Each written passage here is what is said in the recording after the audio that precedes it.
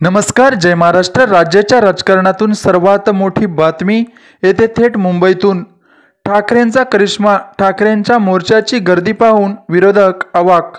विरोधकांना फुटला घाम. संपूर्ण मुंबईत ठाकरेंचाच बोलबाला. काय आहे सविस्तर नक्की जाणून घेऊया. हिंदू हृदयसम्राट बाळासाहेब ठाकरेंनी म्हटल्याप्रमाणे मुंबई ही आपल्या मराठी माणसांची आहे आणि ती मराठी माणसांचीच राहील.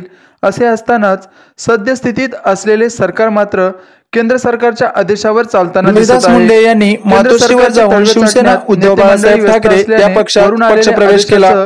मुंडे यांच्या पक्षप्रवेशाने दिव्यात ठाकरे गटाने भाजपला मोठा धक्का दिल्याचे बोलले जात आहे. यांचा धारावीकरांना असलेला धोका समोर असल्याने पक्षप्रमुख उद्धव ठाकरेंनी या विरोधात विराट मोर्चाचे आयोजन केले. या मोर्चाने विरोधकांना ठाकरेंची असलेली ताकद समजली असावी. संपूर्ण धारावी अदानीच्या घशात घालण्याचा डाव असल्याने तसं होऊ देणार नाही. गुजरातला पळवलेलं आर्थिक केंद्र धारावीतच हवंय. सगळं गुजरातला न्यायचा हा त्यांचा डाव असला तरी तो यशस्वी होऊ देणार नाहीत.